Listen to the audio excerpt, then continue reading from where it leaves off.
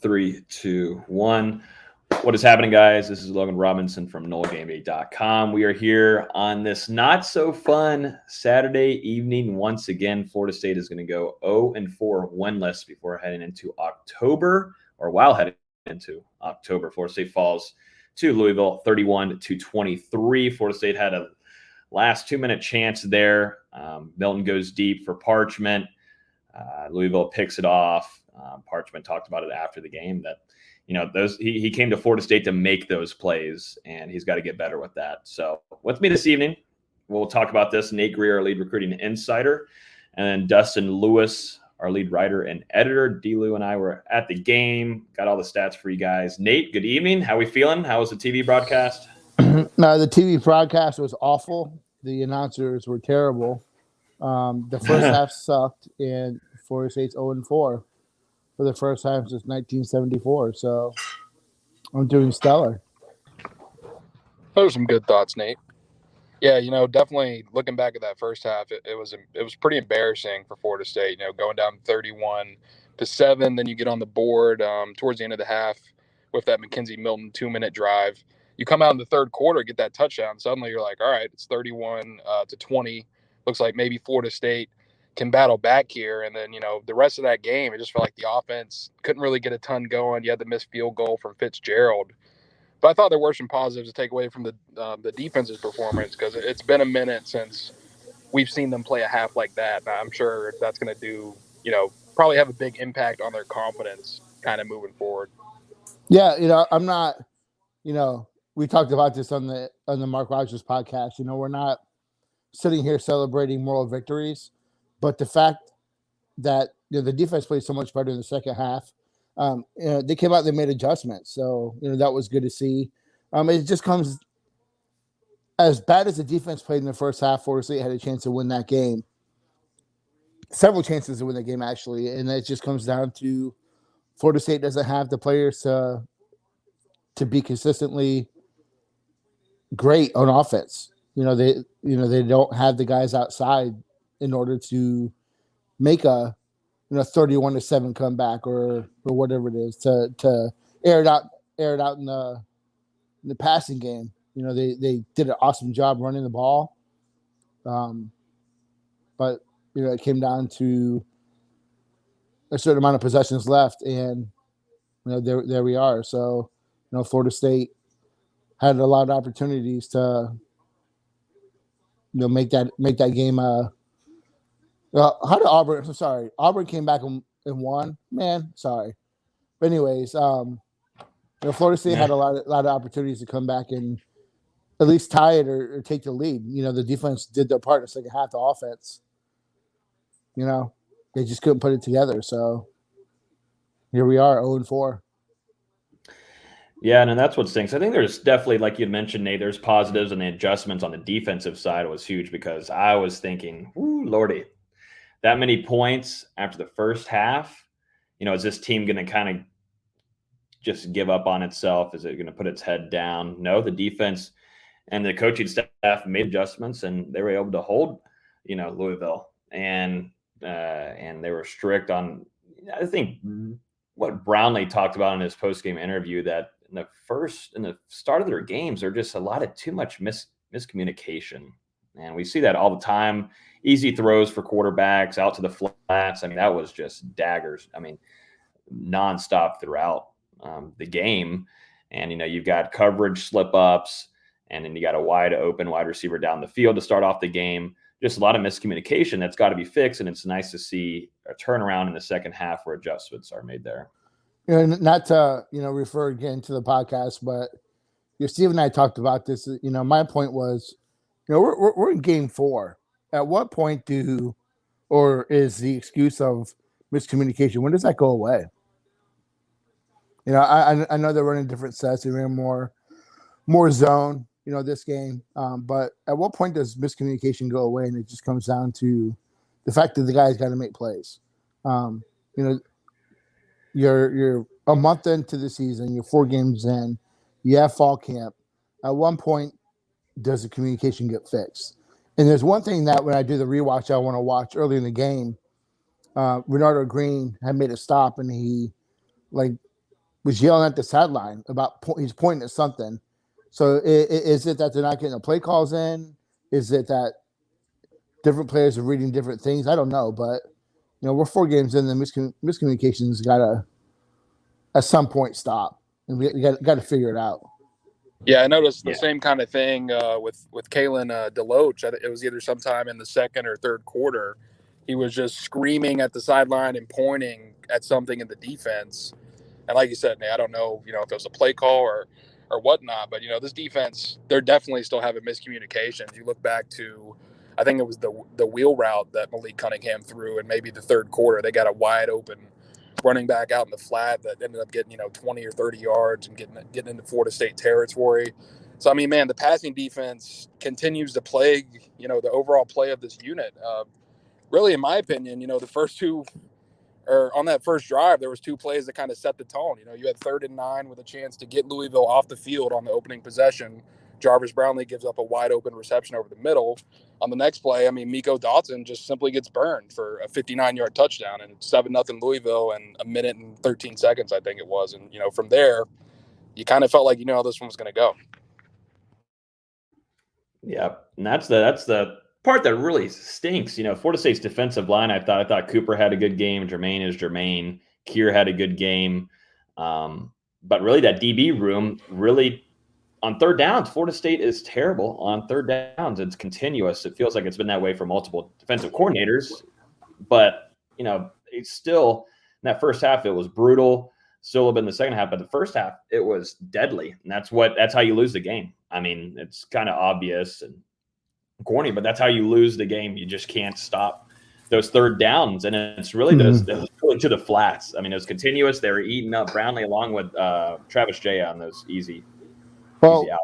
Some of that was they were in zone on that play to Travis J. So I questioned the play call. Why do you line up so far off the line of scrimmage in zone coverage on 3rd and 4? But the first half, the defensive line got, it was a setback when Briggs went out, but when he came back to second half, that defensive line played a lot better.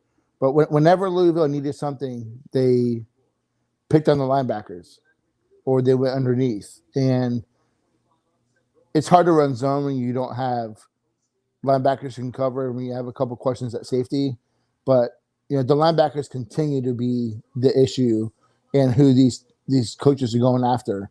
It's almost just too easy right now with Florida State's inability to cover, the intermediate stuff. And, teams are going to be able to have those, like Dustin said, I don't have the stats in front of me right now. I'd like to see the stat sheet, the drive count. But how many drives did Louisville have in the first half that were 7, 8, 9 plays? I think they had one that was like 13 plays. So teams are going to be able to do that on this defense all season. And it's going to be torture, dude. Until they can figure out how to cover that, 8 to 18, 20-yard range, offenses are going to pick them apart. Looking at the total yards out of the game, Florida State wins this. They got 453 yards, Louisville 395. Penalties, I thought, Florida State did a pretty good job if we're looking at that front. Adjustments from last week and throughout the season so far, only 4 penalties. On Florida State's side, Louisville had 7. The player of the game, obviously, is going to be Deshaun Corbin, 159 yards, touchdown, obviously 75-yard bomb, average 14.5 per carry. And that running game was lethal for Florida State. They also led the game with 205 rushing yards, Louisville 131. So, it just goes to show a really bad half, first half just ruined that game for Florida State in order to come back and beat Louisville. And I'll be honest, I mean, I do have some qualms about the early offensive play calling because, I mean, you just mentioned the running numbers, Logan. Like, whenever Florida State got the ball into Deshaun Corbin's hands, they were pretty much fantastic on offense. And obviously he had a couple huge runs, including the 75-yarder. But the first drive of the game, and you look at, we've talked about the strength of this team is running the ball. The first drive of the game, they come out, throw the ball 3 times, instant 3 and out, punt it back to Louisville. Louisville goes down and I think gets a field goal on that drive. So, I mean, I don't know. I'd really love to see him come out and just try and get something working on the ground. And, instead they went to the air and that didn't work out. I think, like I said earlier, in the second half, they had a ton of success there. They just got too far behind in the first half to not be able to just rely on the running game. They had to throw it in order to get back into the game. And Florida State's not great there, which kind of segues, I don't know if you want to get on this topic, but let's talk about quarterback play. I've had my druthers of Jordan Travis, and you look at Jordan Travis, and I don't think he's the runner he was last year. I think the injuries have taken their toll. He's still inconsistent as a passer. Mackenzie Milton's a great story. Love to see that he's battled back. But he's limited, man. Like, he's hesitant when running the ball.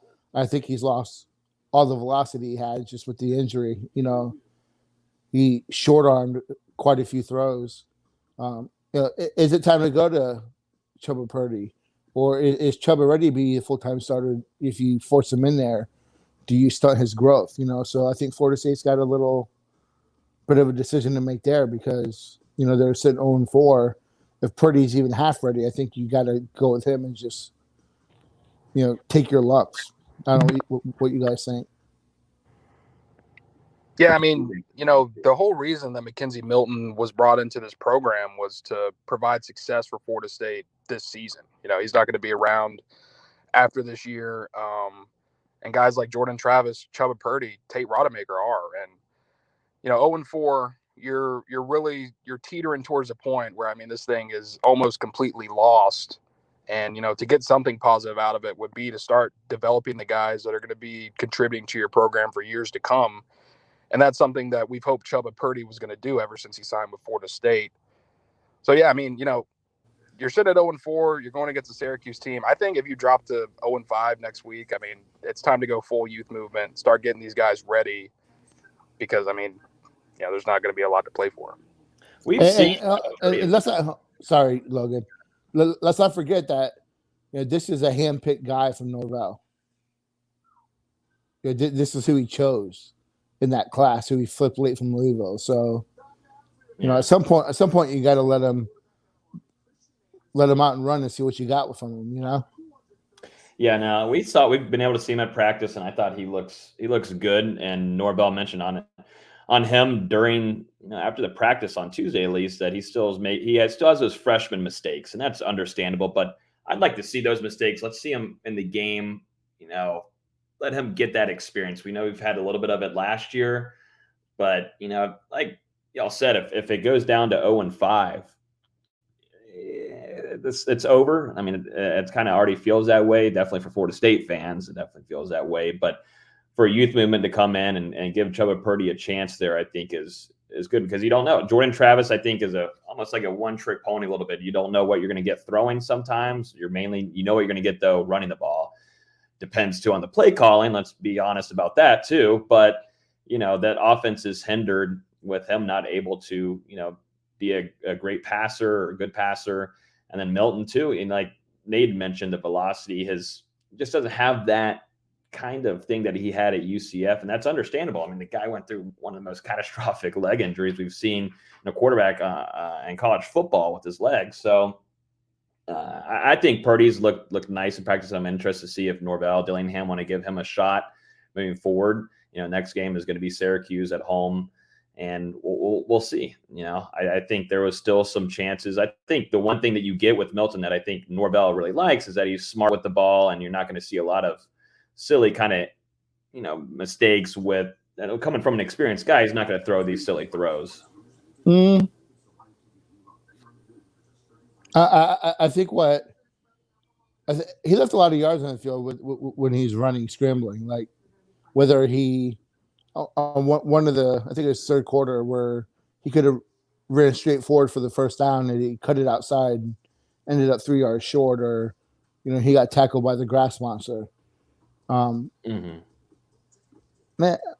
You look at Purdy, and he gives you a little bit of both. The running ability, and he's got a good arm. I know he's not experienced, but let's face facts.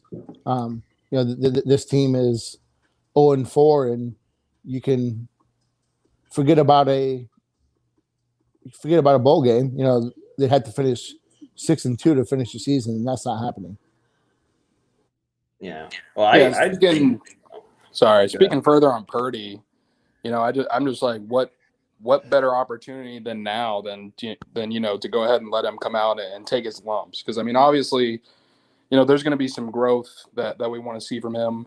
He's not going to come out and be an established option like you would hope, Mackenzie Milton or Jordan Travis would be coming into this season. We're going to see some young mistakes. But, you're talking about an 0-4 Florida State team that still has some of the best teams on its schedule coming up, So if this is a lost season, go ahead and put him in there. Let him learn now rather than coming into next year not having a ton of experience. Yeah, you got to find the balance of not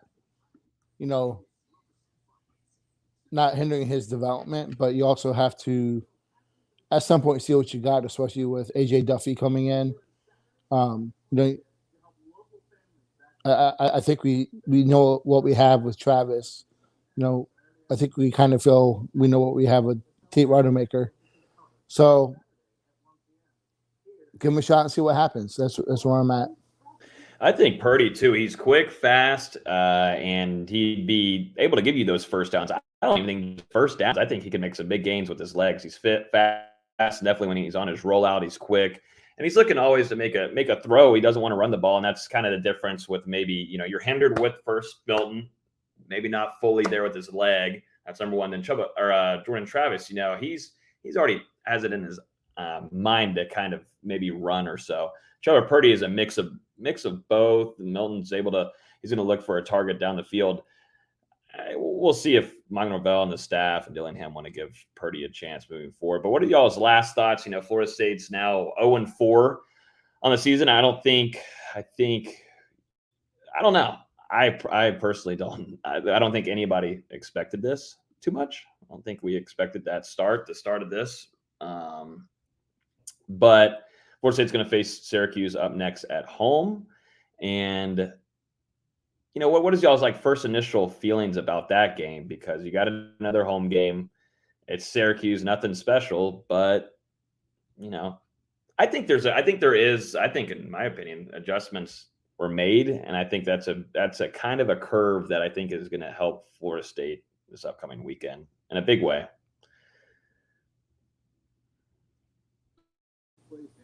Well, I think this team. I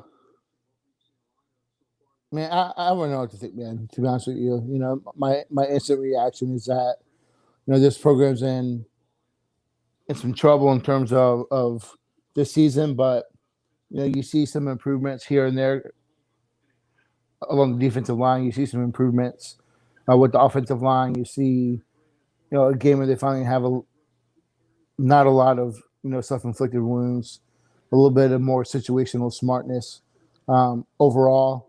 But this team is 0-4. I think we talked about the worst case scenario would be 2-2 after 4 games. But every game, I think the term must win is over, because must win means that you still have something to play for. And right now they're just playing for respect. And Syracuse comes in, I think 3-1, but right now, every game is questionable just because of the inconsistency of this team. When the defense starts to play well, the offense can't produce on a consistent basis. If the offense starts to play well, the defense is just a sieve. So, I think that's what we're going to see throughout the duration of this year. I think we're going to see a team that, it's good they didn't quit. They battled back again. So I think you're going to see a team that really does fight. I don't think you're going to lay down, but this team just hasn't been able to finish. They don't have finishers unless they become a straight up 50 runs a game, and then I think that changes some things. But I don't have a ton of confidence moving on for the rest of the season. So, I do think that they still beat Miami by 75 points. Otherwise, they go 1-11. but hey, how do you feel about 2? How do you feel about 2-10 if the W's are Clemson and Miami? Yeah. I mean, that changes a lot of things, of course. No, but there's a lot of legitimate concerns about where this program's going right now. But you look at recruiting, they have a lot of good pieces. They got to keep that together. But this team is just, what you're seeing now. We talked about real quick on before we hopped on. This is just an end result of a program that wasn't bought into football as an administration, where you had a lot of really just poor recruiting evaluations and misses, a lack of development in every aspect on and off the field. This is what you get. So I know it's uncharted territory for, modern Florida State fans. You have the old school people who were around for 74 when they went 0-11, then started 0-8, and before Bobby Bowden. But us modern fans aren't used to this, so this is new for us, and I don't think any of us ever fathomed Florida State being in this spot. But here we are. Nothing we can do about it but support the team, and it's going to take time. Yeah, and like you said, Nate, it was good. It was good to see Florida State fight back in that second half against Louisville. Obviously, they couldn't get it done, but I mean, it just shows that these guys aren't quitting. But at the same time, that defense, it's got to piece together a 60-minute game, and the same with the offense. You can't put 7 points on the board in the first 28 minutes of the first half and expect to win a football game against a conference opponent. So Florida State, they've got a long way to go, and going into the next weekend, I mean, I'm honestly kind of worried about it. Syracuse pulled out a tough win last night against a pretty damn good Liberty program, and they know what type of Florida State team they're coming into Tallahassee to face, and it's not a very good one. I think they'll be out for blood. Yeah, it's a vulnerable team right now, and I don't know. You just got to hope to keep it obviously competitive, keep the adjustments up. The defensive side of the ball thing. I mean, that was big for them in this game by far, but you just didn't have enough time to catch up. That was the main thing. And Corbin has a great game. Treshaun Ward is Treshaun Ward, but you got to hope heading into the Syracuse game. 0-5 just doesn't look pretty whatsoever. It doesn't. Just ugly looking. And I can't believe I think it's shocking to a lot of Florida State fans, obviously, but it is just weird to think about 0-5 heading into, or a potential 0-5, but 0-4 heading into October right now. Any last thoughts, guys, on this instant reaction? I'm done talking about Florida State. I do want to wish my guy Austin Veazey a good recovery from his kidney stone. Feel bad for you. Yeah, it's miserable, man. It's a like, I wouldn't even wish that on Dabo Swinney, that pain. Wow. That is that's hell. So, it just gives him some more time to write about basketball. So, but yeah, it does. Yeah. But hey, Dabo Swinney loses too. That's great. They're 2-2. Are we seeing them finally get a miss at quarterback? Yep.